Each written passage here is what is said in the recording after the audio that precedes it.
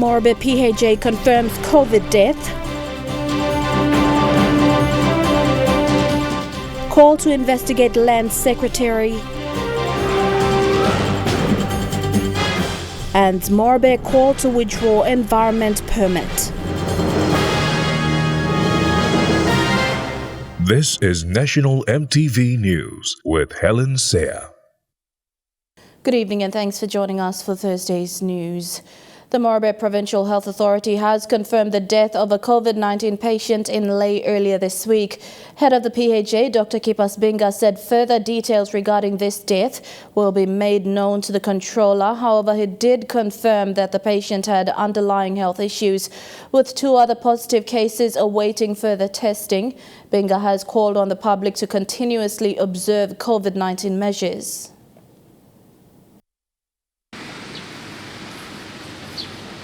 According to the health authorities, the patient died in the early hours of Monday morning. Engau CEO Dr. Kipas Binga confirmed that the patient had underlying health issues, but he did not give further details. As to the cause and all the other things, those details will come in a bit later when we do some verifications with the results and everything else, and the information has to go through the normal channel to the controller and our officials. And before the proper release will be made as to the cause. But all we know at this point in time is there are other comorbidities on top of this. It's not a straightforward COVID case. The first COVID-19 case in the country was an imported case reported in Morobe in March last year. Since then, over 1,000 COVID-19 tests were conducted for Morobe alone. While most of the results have come back negative, there have only been 9 confirmed cases in the province. 6 have recovered, 2 active cases pending further tests, and 1 death. We are now just waiting for some of the results to come back to us for the contact tracing. Those immediately close by, some of the earlier tests that were done came back to be negative for them. Since the Sir Ignatius Kilage Indoor Stadium was converted to a COVID-19 hospital, only 1 patient has been admitted here. In all our cases, we had 9 cases to date, and all of them have been treated. Most of them were asymptomatic. Those who are slight mild, we treated at home. So, with 2 positive cases pending further tests and 1 death, contact tracing is being conducted. Head of the Morobe Provincial Health Authority, Dr. Kipas Binga, said although Morobe has not had too many cases since the first one was reported in Bulolo, the public must continue to observe and practice COVID-19 measures. Lucy Kopana, National EMTV News, Lae. Papua New Guinea has recorded 14 new cases of COVID-19 in the last 24 hours, increasing the country's total cases to 914. The latest cases were reported in Medang and in the National Capital District. NCD reported 1 case, whilst Medang reported 13 cases. The 13 reported cases in Medang are all male, ages ranging from 21 to 46 years. They have been detected through contact tracing. The country's COVID-19 cases, as a result, stands at 914 with 9 known deaths. 17 provinces have reported cases. A local businessman is calling for swift investigation of the current Land Secretary. Morobe PHA alleged that Secretary Benjamin Sampson involved in corrupt dealings and fraudulent registering and release of state leases in the Lands Department when he was a Registrar of Titles. He is calling on the Lands Minister, John Rosso, to investigate the department's secretary. The current secretary was reinstated again. Speaking to EMTV News, Mr. PHA says his interest over the piece of land started in 2010. With proper papers submitted to the Lands Department, Mr. PHA says rezoning of the land began in 2012. While he completed proper documents and dialogue with the Lands Department, his request was withheld for unknown reasons. And here I'm denied my right to get a title, which is injustice. And I have suffered. Spend a lot of money and resources and still fighting to get a title. Well, people who are doing corrupt activities are easy to get a title. And people who are in authority are protecting that title that they have issued fraudulently. Mr. PHA runs a logistic company. Since battling this case in court, his business has suffered.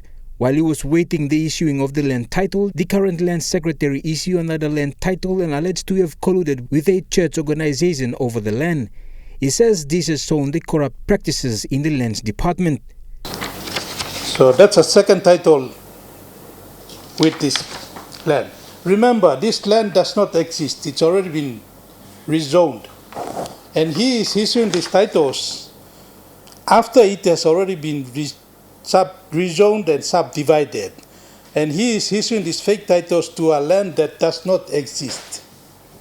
Mr. PHA has reported the matter to the Lands Fraud Office and police. He says investigation has progressed but no arrest has been made.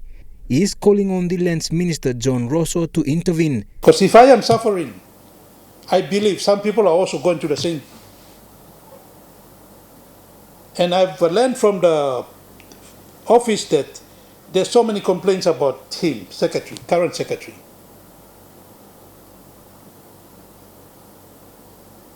Which are all under investigation. So if he is doing that to me, I believe some other Papua New Guineans are going through the same process. Meanwhile, Minister Rosso has made an appointment to see Mr. PHA next week. Jack LaPava Jr., National EMTV News. Following the recent JSB meeting in Arawa, the Public Service Minister says close dialogue is seeing work in progress. Minister Joe Sungi says currently technical officers are working on the standing orders. Sungi told EMTV the Autonomous Region of Bougainville has established its Public Service Department, appointed a minister among others. He says more work will focus to build the Autonomous Region's public service capacity. What we're doing now is we're working on the general orders for them. So eventually we should make sure that they assist the government, especially the ABG. Likewise for teachers, they have their own similar teacher service commission. Yeah. So all those are all set up already. So in terms of personal matters, I spoke to some of them, some of the public servants. I think the main, which is almost like Papua New Guinea, is the some of the manpower that is required is not yet done, so they can actually fully structure themselves. So some of those areas that they will need help, we will be on standby. If they need any specific support from my ministry and the departments, we will provide support to them. And I've established contact with the minister, public service minister, so we can continue to do that. But it's basically mainly on capacity building. You're watching National EMTV News. We'll have more of the day's stories after the break. Stay with us.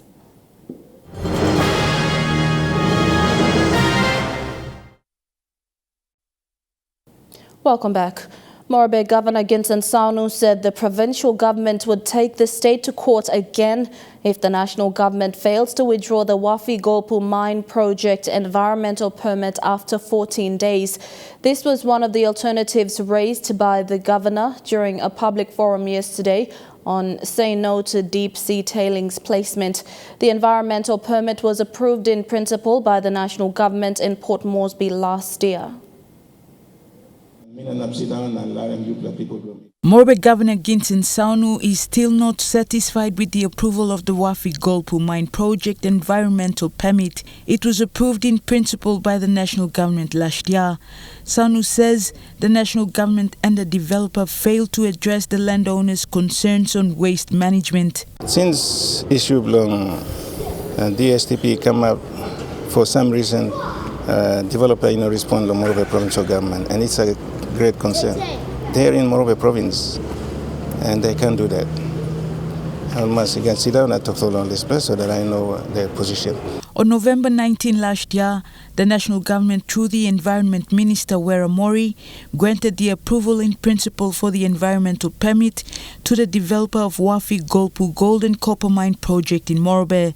The approval was done in the presence of Morobe Governor Ginson Saunu and the leaders of Wafi Golpu landowner groups in Port Moresby. On the understanding that, in principle, this can be done, allow for parties to come together.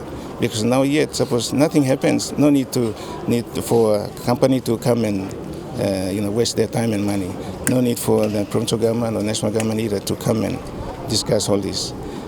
When you see there is a sign of things to happen, then you come and enforce that or make that happen. But over the time, yumi toktolo side blumi sana blum province. Papa Grand wait long have company wait on national government. National government for some reason wait stop. And then a point blong come together. That is why in principle me talk okay. There were a few ideas were discussed. Those ideas will discuss along helping people. But all this has something come up. Prime Minister James Morobe, who was also present, thanked the Morobe provincial government for standing for the best interest of the people and said the concerns on deep-sea tailings placement were reconsidered. Laws and rules are there to follow. I suppose only be any rule, but for who? I suppose system helping people, work. Then noise must come up. So we have to fix that. When something gives heavy on people, you may fix and past them. The Morobe provincial government hosted a public forum on DSTP yesterday with the 6 landowner groups of the Wafi Golpu mine and demanded the national government to withdraw the environmental permit. They said if the national government refused to do so, the provincial government would take the matter to court. At the moment, process of addressing this is incomplete. So court is the last resort. But amicable approach is the way to go. Julie Badui, Owa, National EMTV News, Ley. A local woman is in court to seek redress following allegations of workplace abuse by a foreigner. While the matter is in court, Anne Saruva from the PHA Health Assurance Company Limited says women in PNG are professionals and must be respected. At least from where they come from, we expect them to have a little bit of respect for us, or have some respect for us, local people, and especially women. The manner in which he's approached me on the phone, it's gender biased in workplace, racial discrimination, and of course, lack of respect for women, local women. And the message I want to give out there to every other local women out there, and of course the expatriates who come in and use obscene language to us, just have some respect for us. And if you're working in our country and you expect us to respect you, well, we expect them to give us that respect back. A public-private partnership between the Bubia Lutheran Primary School and Goodman Fielder International has seen support through teaching materials, uniforms and SME programs for parents to help with school fees. Head teacher James Timpian said the partnership has helped improve students' performance and attendance and also encouraged parents to be up to date with school fee payments. Bubia Lutheran Primary School is a recipient under one of Goodman Fielder International's community initiative. GFI has so far assisted the school with tanks, which were donated last year to assist the school with COVID-19 preparedness. Also under the partnership, GFI has an ongoing SME program for parents to help them raise funds for school fees. Yesterday, GFI presented over 1,000 sports uniforms for the students. Head teacher James Timping said the continuous support has lifted the morale of students and teachers and has assisted with the management of the school. The support of the school and big platumas. Since this relationship we come up na long Bubia Lutheran Primary School na Goodman Fielders International. People have been looking some growth in terms of academic attainment long beginning. A team from GFI was at the school yesterday for the presentation. It involved a demonstration where parents were shown how to use GFI products. This was part of the SME program which assists parents to raise funds for school fees. The team was led by GFI Cottage Coordinator Margaret Mickey. So after that, we made a commitment to the school to get our billboard installed in the school as a sign of a partnership with the school and the company. And we did 2 Tafa tank donation to the school, despite the COVID-19 issue. So we're looking forward to 2021 as a better year, and we're looking forward to do a lot of things into the school. So that to start off the academic year, we are donating the sporting uniforms to them as well. Miki said the next project that GFI will be working on is to upgrade the school library. The head teacher, on the other hand, shared a success story as a result of the support. With the company coming on board, the donation water tanks, that has helped improving water and sanitation in the school. We've seen a jump from the results. We had last 2019, the total number of students selected for this school was 76. This year, it's leapfrogged to 88. Charlene Airy, National EMTV News, Leh. The official launching of the WASH program installation took place today at Manugoro village in the Rigo district of Central Province. This is an initiative of the Rigo District Development Authority as a COVID-19 preventative measure. The program was launched by the Rigo MP, Lekwa Gure. The WASH program installation was officially launched today by the member for Rigo Lekwa Gure, with the 2 million kina component that was released by the national government for COVID-19 prevention measures. The Rigo District Development Authority has taken up the initiative to ensure there are tanks made available in villages in the district for people to wash hands, as it is one of the preventive measures. This is to ensure that people exercise the new normal. Just to make sure that we prevent the spread of the coronavirus disease in Rigo district, so that we can be able to help our children and our people in the community to start exercising the new normal. Every day, before you go into the class, you wash your hands, you come out from the class, you wash your hands, you go to the toilet, you come out, you wash your hands, so it becomes a habit. 40 villages in the district were selected for the tank installation project, starting with Sabuya, Manugoro, Gabagaba, Gomore, and 63 other villages in the district. This project will be ongoing for 4 months. The MP explained that this project is not only for the COVID-19 measures, but will help prevent everyone from other diseases such as malaria. So at the end of the day, we expect to complete this in about 4 months, towards the end of May, maybe early part of June. Then this rollout of the WASH installations will be completed. Now with these installations, it is not only for COVID-19, because it can be used for other purposes as well. Because it's not only COVID-19 that we are dealing with many other diseases like different types of cancer, malaria, and TB. The WASH project started at Sabuya last week and was completed yesterday. Rigo MP Lekwa Gure officially launched the project here at Manugoro and will continue into the district. 40 water tanks will be installed in 40 villages in the district.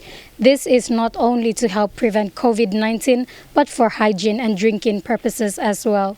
Gertrude Gabi, National EMTV News. A number of teacher training institutions in the country are not registered and approved by the Education Department. This also leads to several graduates attending these unrecognized training institutions and not being able to receive their certificates. Education Secretary Dr. Uke Kombra urged students who wish to pursue their teaching career to ensure that the teacher training institution is registered and approved by the department. Teacher training colleges in the country are asked to be registered and approved before operating. The Minister and Prime Minister have already informed the country that 123 million kina has already been made available for us to pay the first quota of that 468 million kina, 486 million kina budget. So schools have been asked not to refuse any student from coming to school or attending any class. In no uncertain terms, No principal should deny the rights of any student from coming to school. In NCD, we have already charged the principal of Quarry Park.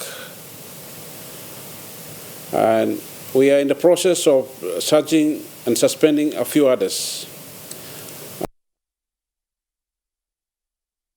NCD's Active City Development Program, ACDP, is a new program introduced in 2016 aimed at improving the health, well-being, peacefulness and safety in the city of Port Moresby. The ACDP has run in NCD for almost 5 years and has impacted the lives of many people, especially youth and other ACDP participants. It was evaluated in 2020 for its performances. While the ACDP or Active City Development Program long-term aim is to encourage wider change in attitude and behavior, practice preventative health and maintain respectful relationships within the society, it is generally for improving health, well-being, peacefulness and safety in Port Moresby. The program, as we all have seen, is about behavior change and changing health and changing behavior. Behavior, as you all know, it's not easy to change overnight. I tried to get Port Moresby to one go, you can finish it, take a boy and not expect to go. How are you? 10 years on, you plug him headache again. As changing the society begins with each individual to make a change that ripples the changes, one may not go on its own to do this, for it needs collective efforts from other stakeholders and major players in the society. ACDP has since been partnering with other major and small associations and groups alike to carry on its activities in order to effect positive change in the society. So we had over 150 organizations, schools and NGOs that we made partnerships and collaborations with. We worked really closely together, and these are some of the photos of our partnerships with different organizations. And these are some of their logos. I mention them here because I would like to give them credit. Thank you for believing in our program. Papua New Guineans are at a risk of lifestyle diseases because of the food we eat, alcohol we drink, and less or no exercise at all. Taking part in the ACDP activities like yoga and other activities may avoid diseases which may save huge sums of money. Diabetes, kidney failure, heart attack, stroke, cancer are now the new non-infectious disease that have now emerged as a lifestyle of our people. When one comes with a heart attack, we have to give medications, and the first dose we give to stabilize a heart patient costs Kina 42,000 for one dose. Governor Pakop, who is also the co-founder of the ACDP, demands high standard of results of everything they're doing. And not only that, but the funds that use be fully audited for it is public fund. They also audit every month. They audit to the last year, make sure how you spend the money, where is the money going, make sure it is audited to the last year. So it's public funds. The ACDP helps many people in many ways. A youth who was dropped out of school and stays home has heard of ACDP and joins the team. The rest is history for him. Through this program, it has changed me physically, mentally, and spiritually. The evaluation of ACDP has seen over 450 residents, stakeholders and ACDP participants gauging their views of the effects and impacts of the program implemented in the city. Alexis Sengi, National EMTV News. A fiesta that is set to rock Milne Bay town is the Milne Bay Out Loud Music Festival, set for the 20th and the 21st of February 2021. The province has a vast array of culture and talent, and the festival is a platform to celebrate it, says Festival Coordinator Owen Abel. The planning of the festival has been going on for up to 68 months. MTV spoke to Owen Abel, the festival coordinator, who spelled out the main highlights of the festival and what the people of Alotau can expect on the 20th and the 21st of February 2021. The music festival is just about having fun and playing music, writing original music, encouraging our youth to perform original music and motivate them to start manufacturing music, so that they're motivated and hopefully happier in their lives and it gives them an opportunity to perform live in front of a big audience. Expected also to be an immense boost for tourism and an economic stimulus, the festival will also be an opportunity and good exposure for other talented performers to share and promote their music. And it also gives the opportunity to other well-known artists to come to Alatown, Milne Bay, experience the beauty of the place and perform live, as well as encouraging local tourism and the economic benefits that comes with local tourism. So that's really what the music festival is all about. Unfortunately, the infamous Milne Bay group Wabo Nights won't be able to perform, but the committee has already lined up some big-name artists to perform. All genres of music are welcome. Anything that's original. It can be old-fashioned, or it can be tumbuna music, it can be modern music, it can be reggae, it can be gospel music, it can be just a person without an instrument singing a song. Unfortunately, Sanguma are unable to play. We invited them. And some of our sort of well-known bands like Wabo Nights and Corner Joints, and some of them are difficult to get together anymore because they've dispersed and are doing important family things now. This is the first time the committee is working to put something like the festival together, and is hopeful this will gain momentum and more exposure into the future. It's only our first one, so we're sort of learning to crawl before we walk, and it'll get bigger as time goes on in subsequent events. Yeah. Annette Cora, National EMTV News. And now looking at the NASFund market report, the Kina opened unchanged at $0.2850 in the interbank market this morning. At Bank South Pacific, your Kina will buy $0.2775 $0.3546 Australian dollars, $0.3808 New Zealand dollars, and 28.37 Japanese yen. Looking at commodity prices at New York close, gold is trading higher, coffee closed lower, and cocoa and copper closed higher. Palm oil closed lower, crude oil is trading higher, and copper closed higher. And on the stock market, the Dow Jones closed higher, the ASX 200 is trading higher, and the All Ordinaries is trading higher. We'll go for a short break, but when we return, stories making headlines overseas. Don't go away.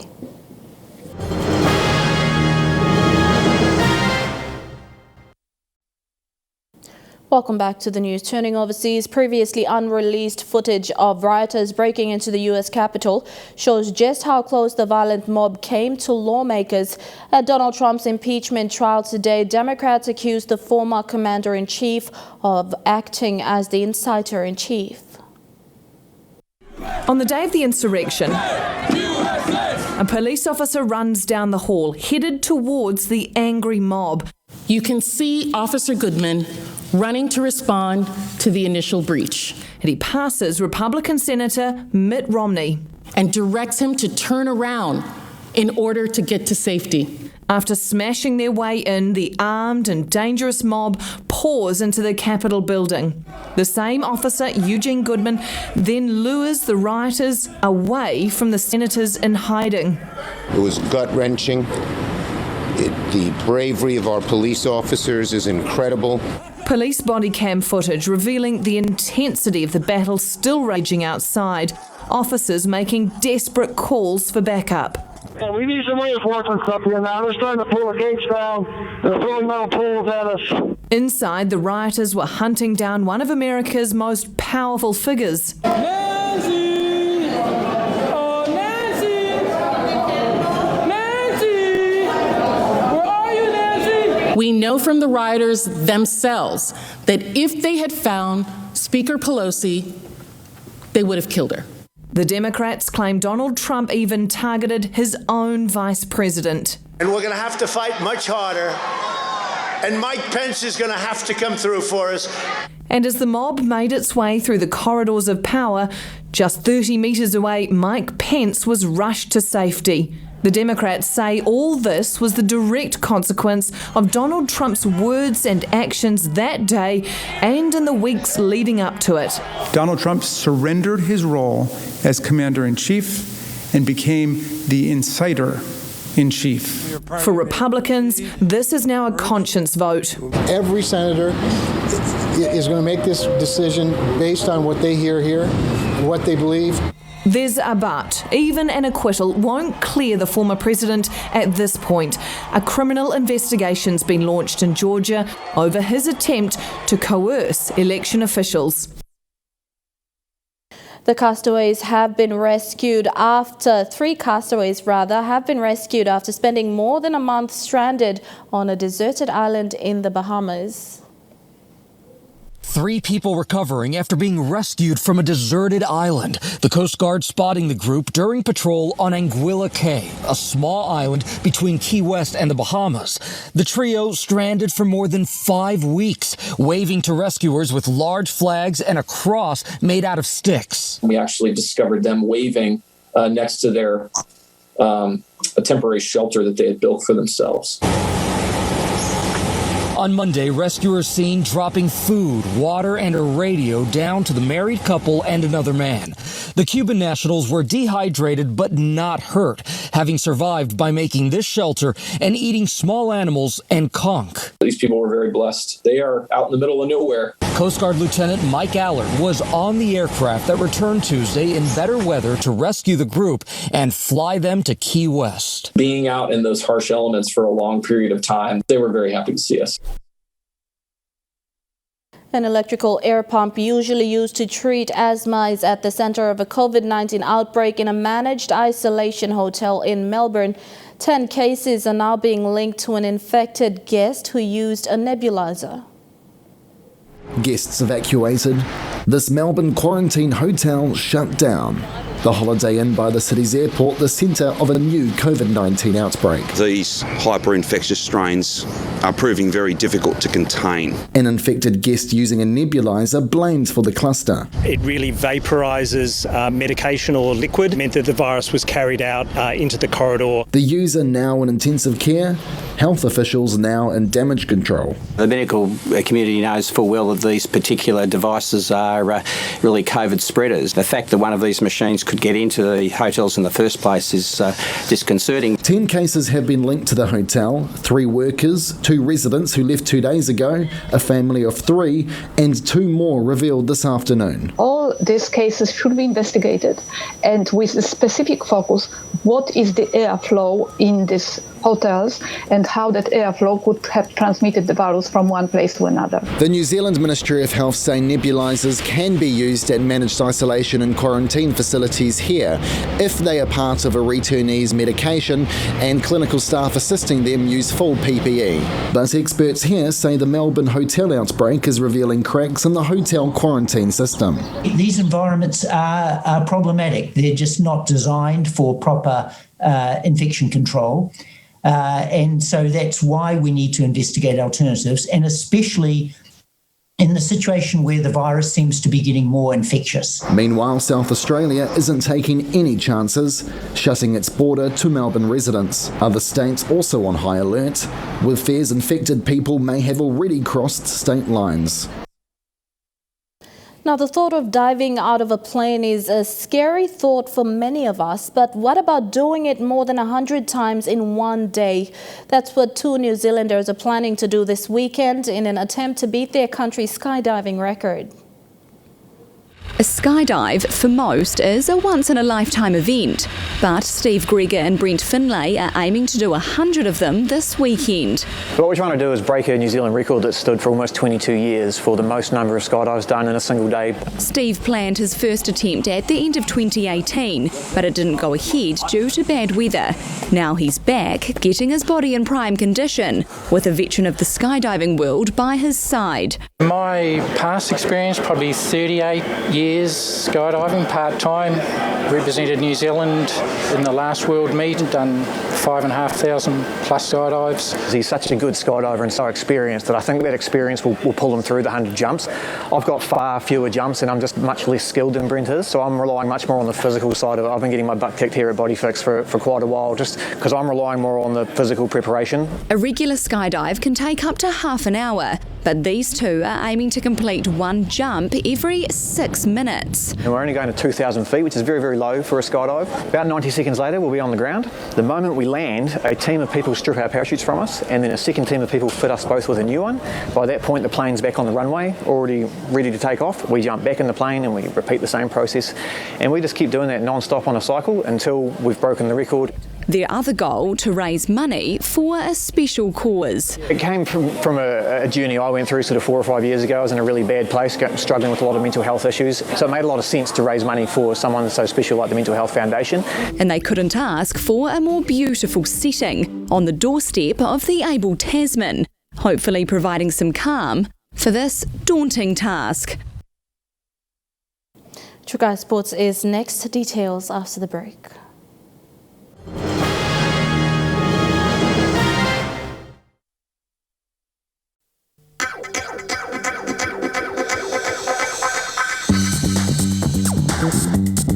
True Guy Sports.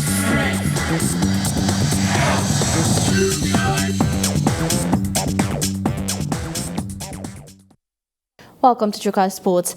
It had been a challenging year for all sporting codes due to restrictions by COVID-19 in the year 2020.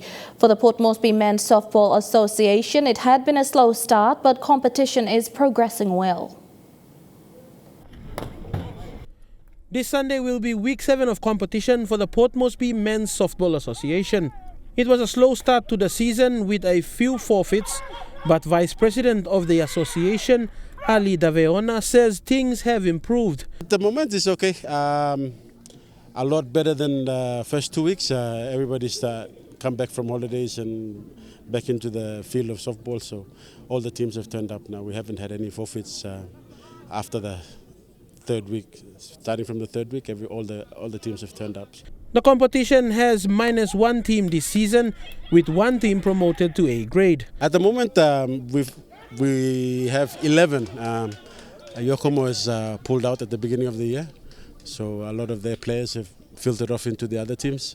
But hopefully they come back next year, and then we should have 12, even number.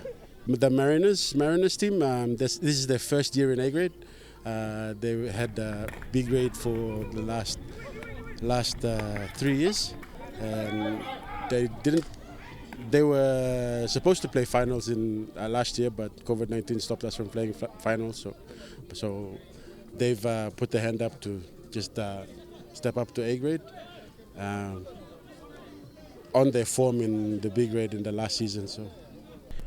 Like most competitions in 2020, the POM men's softball also faced challenges brought on by COVID-19.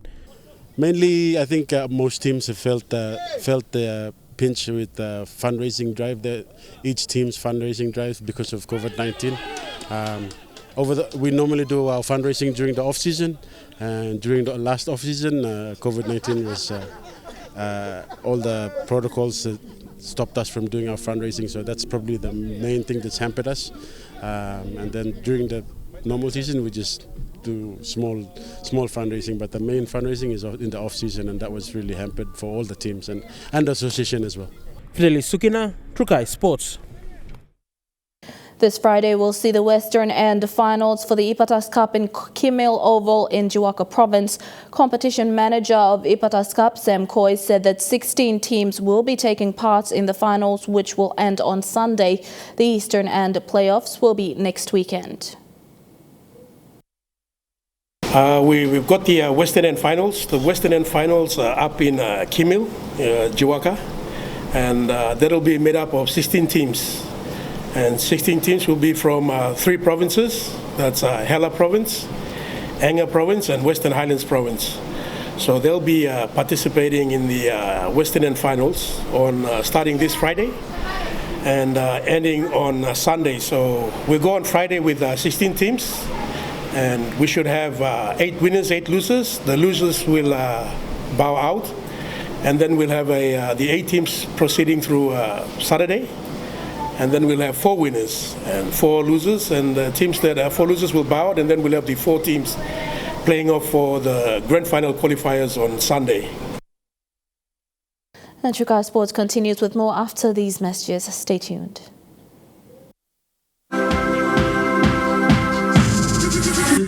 Trukai Sports. Welcome back to Trukai Sports. After a season disrupted by the coronavirus pandemic, Cricket PNG considers the possibilities that will come in 2021. Here is what 2021 looks like for the T20 World Cup bound elite cricketers. 2021 is the year when Cricket PNG's elite cricketers, the Barramundis, will play against the world's best in the ICC Men's T20 World Cup in India. Leading up to the World Cup in October, there are two Cricket World Cup League tri-series scheduled to be played in Papua New Guinea against Scotland and Oman, then Namibia and the USA. These one-day international fixtures will play a vital role in preparing for the T20 World Cup, giving the Barramundis time and opportunity to hone their skills with both bat and ball and prepare to deal with playing under pressure against high-quality opposition. Head coach Joseph Dawes said in a statement the CWC fixtures will present an array of experience in the Barramundis opposition, including ICC Associate Player of the Decade from Scotland Kyle Kowitsa and the USA's Ali Khan, who has played in the Caribbean Premier League, Pakistan Super League and Indian Premier League. Dawes pointed out that most importantly, the CWC matches against Oman will be a dress rehearsal for the Barramundis' first match of the T20 World Cup. Dawes stated if the Bars can clean sweep Oman during the series, it will give an edge for that match on the 18th October. He added that winning early fixtures will help set the Bars up for the tournament, so any advantage they can get over their opposition lifts the chances of going through to the next stage. The domestic scene for 2021 will give plenty of cricket for the Barramundis, with the men's 50-over Isuzu National Cup and the men's T20 Smash tournaments set for this year, leading up to the World Cup in October. According to the head coach, while these tournaments serve as proving grounds for current squad members, it will also provide an opportunity for players outside the squad to stake a claim for a spot in the T20 World Cup squad. Kilawani, Trukai Sports. And to cricket overseas, a young cricket fan's comment about Sophie Devine last Sunday has gone viral. The star of the Super Smash story that night turned out to be a young man in the crowd of Eden Park who gave one of the great sport quotes of the summer.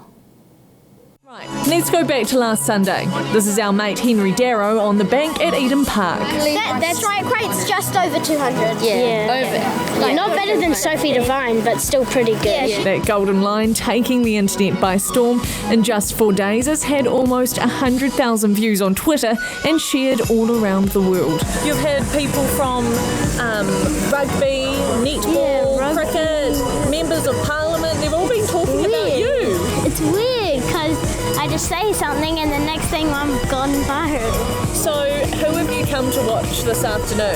Sophie Devine. So for off to see your mate Henry, aren't we? Yeah, we are. Obviously, Henry's comments have gone a little bit viral. I think there she is, and she's got a little surprise for you. Henry! Hi! Nice to meet you. Nice to meet you too. Now look, I'm not sure how you're going to feel about this because I know you're from Auckland. That's fine. But I've got you one of my very own playing time. Thank you. I was really humbled by Henry's comments. This is what we want, the next generation coming up, just applauding cricketers. It doesn't matter if they're male or female. Henry, how special is that you just met Sophie? It's going to be in my life and it's going to be on my wall. So I'm just going to cherish this moment.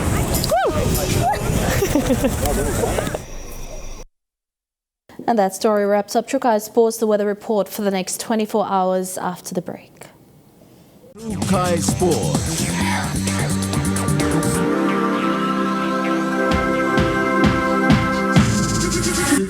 Trukai Sports. This weather update is proudly brought to you by MoniPlus, with you always.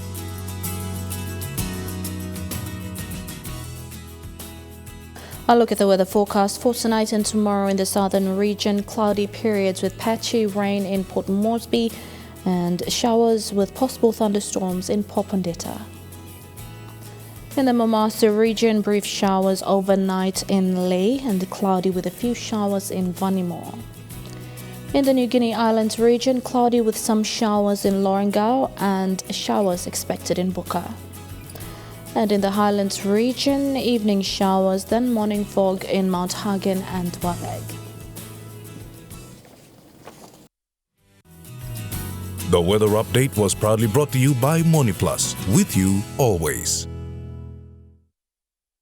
And that's been the news, sport and weather for today, Thursday, the 11th of February 2021. On behalf of the entire EMTV news team right around the country, pleasant viewing. Good night.